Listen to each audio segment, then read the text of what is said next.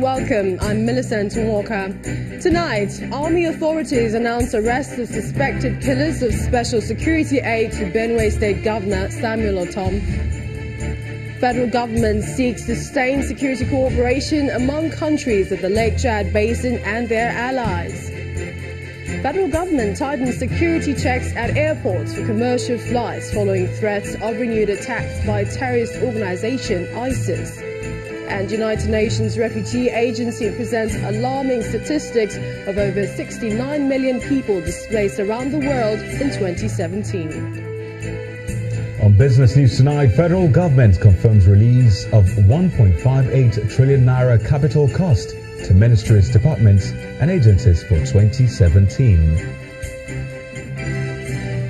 On sports news, Senegal's Teranga Lions returned to the World Cup after a 16-year wait in grand style after they earned Africa's first win of this summer's tournament.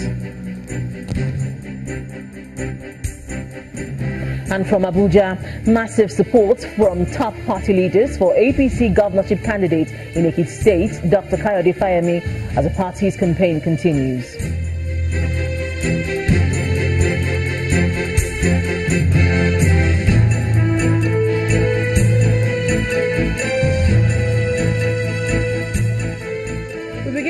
In Benue State, where the Nigerian army has announced the arrest of 3 suspects said to have confessed to the killing of the Special Assistant to the Governor on Special Security, Mr. Dede Igbana.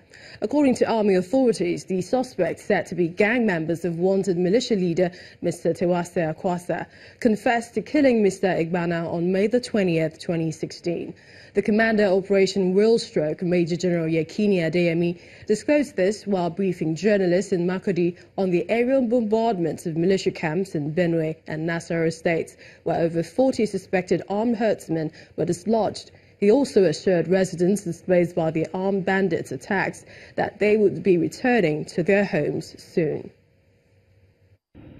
Following a tip-off, troops of our force, in conjunction with 72 and 93 battalion soldiers, attacked the camp of notorious militia leader, popularly known as Ghana, which is located, or shall we say was now because we have destroyed the camp, which was located at Ayaka in Katsina Allah local government area.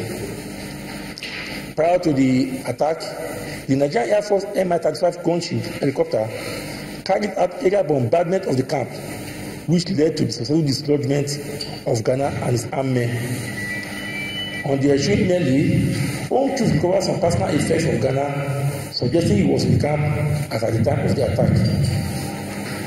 Meanwhile, as I already pointed out, the assault on the camp was preceded by aerial bombardment of the area by the Mi-35 helicopter from the Nigerian Air Force. When we start the camps, the group recovered 1 gun, 1 pistol, 7 rounds of 7.6 mm and 9 rounds of 9 mm special ammunition. 2 members of the gangs were captured in the vicinity of the camp, while another gang member who managed to escape from the camp was arrested by our troops of 93 Battalion towards Taraba State. This top gang leader arrested Taraba has already confessed on tape to be the one responsible for the killing of the former security advisor to Governor Otom of Benue State. Meanwhile, the Benue State Governor is demanding an apology from the Minister of Defense, Mansour Dan Ali, over his comments on the open grazing prohibition bill passed by the state. Governor Samuel Otom was speaking at a media dialogue on the National Transformation Plan of the National Economic Council Technical Subcommittee, where he also asked the Minister of Agriculture, who was present, to advise the Defense Minister appropriately.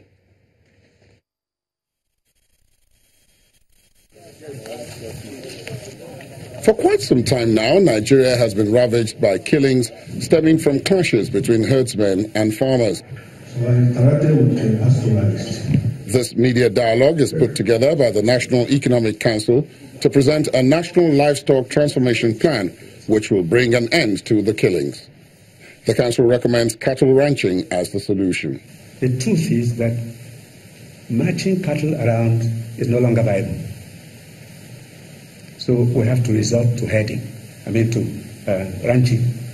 Despite the position of the National Executive Council, of which he is a member, the Benue State Governor insists there is no free land for ranching in his state and explains the provision of a section of the anti-open grazing law which gives stringent conditions for acquisition of land by non-indigents for the purpose of ranching. I have no land. At this food basket of the nation, my state is not an industrial state. My state is a civil service state, supported economically by the farmers.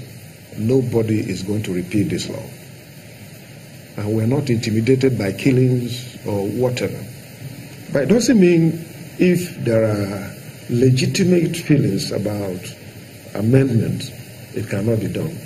Both the governor and the Minister of Agriculture, who are members of the National Economic Council, share the same position in their reaction to the comments made by the Minister of Defense. Coming from a Security Council meeting and making that kind of statement. Yes, I also read that he clarified that it was his personal opinion.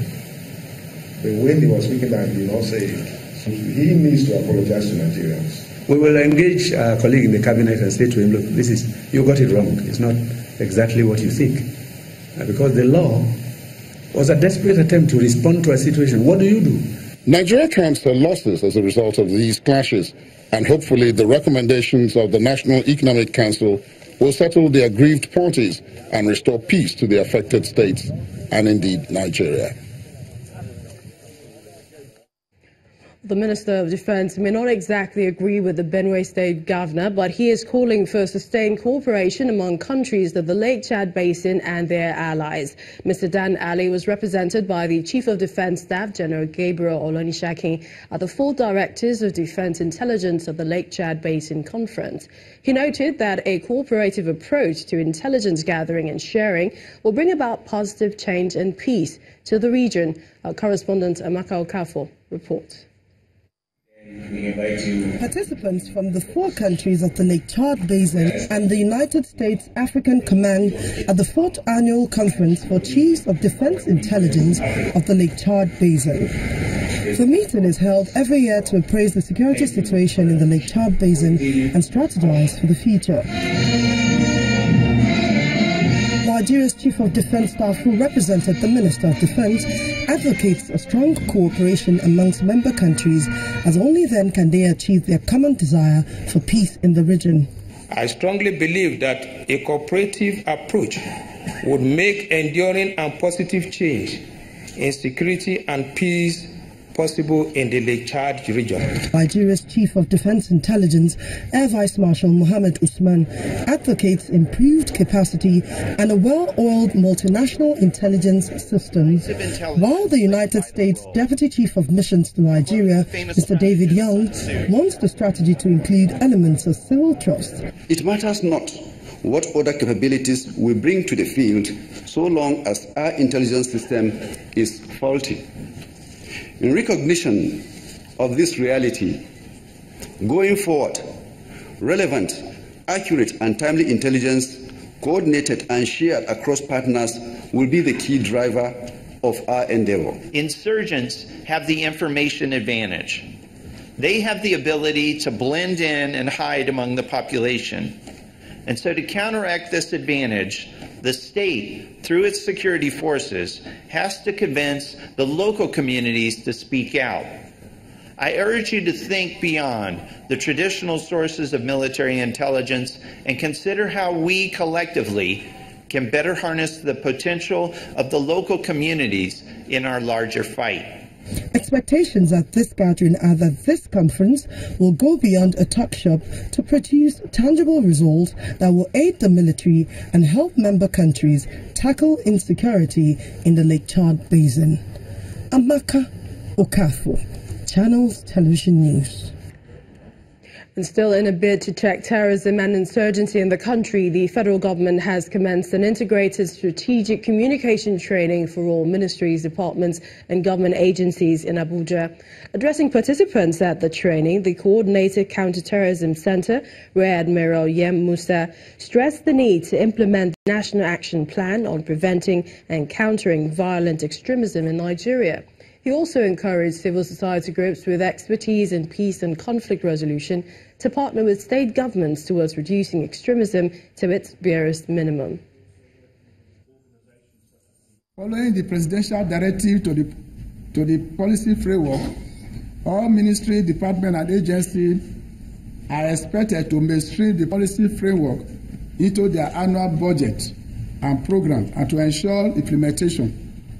All relevant ministry, department and agencies are required to include in their annual budget preventing and countering violent extremism task, either specific to CVE or relevant for the implementation as identified in the Part 3 of the National Action Plan. Secondly, a National Preventing and Countering Violent Extremism Steering Committee has been contemplated to oversee the implementation of the National Action Plan. That committee, when constituted, will include representations from the civil society. Currently, while consultation is ongoing,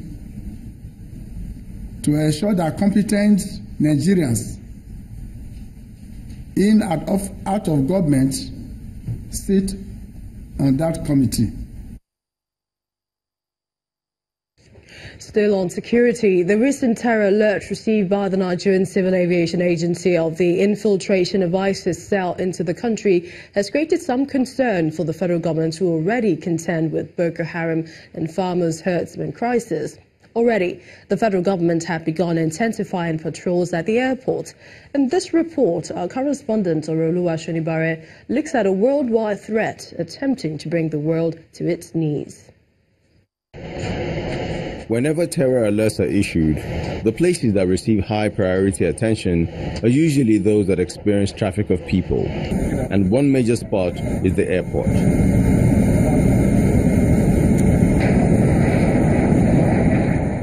The unpleasant memory of the terror attacks that hit airports in Belgium and Turkey in 2016 still remains fresh. So when the news of possible infiltration of ISIS terror cell into Nigeria broke, it became necessary for security agencies to intensify patrols. But looking at the problems already on the plate of the federal government with regards to Boko Haram and the farmers' herders crisis, this is certainly not what the country needs, because as it stands, the security personnel assigned to contain these problems appear overstretched. But if the words of the General Manager of Public Affairs at the Nigerian Civil Aviation Authority is anything to go by, the NCAA from time to time upgrades its security systems when such warnings are received. From time to time, we receive memo. It's like sharing of information. It comes sometimes from within. When I mean within Nigeria, from authorities here and there. Sometimes it comes from outside the country, agencies, military agencies on aviation. What we normally do when we receive alerts like this is that we'll have a meeting. We actually have a standing committee in aviation, which is made up of all the agencies, the parastatals under Aviation Ministry, NCA, NAMA, FAN, the INCAT, or of course, by way of extension, those who are at the airport, and I mean the main gateways now, the customs, the immigration, the NDLA, all the agencies are represented at the highest level, and that committee meetings is held and of course presided over by the DG. We analyze issues like this. This image of live air traffic is a testament that across the globe, the need to protect lives is paramount, and only a concerted effort by the advocates of peace will triumph over the desires of purveyors of evil. Oluwa Shonibare, Channels Television News. In part two, after the break, we're joined by security consultant Dr. Ona Ekomo for an X-ray of a new dimension of terror presented by the ISIS menace in Nigeria. Please stay with us. Thank you.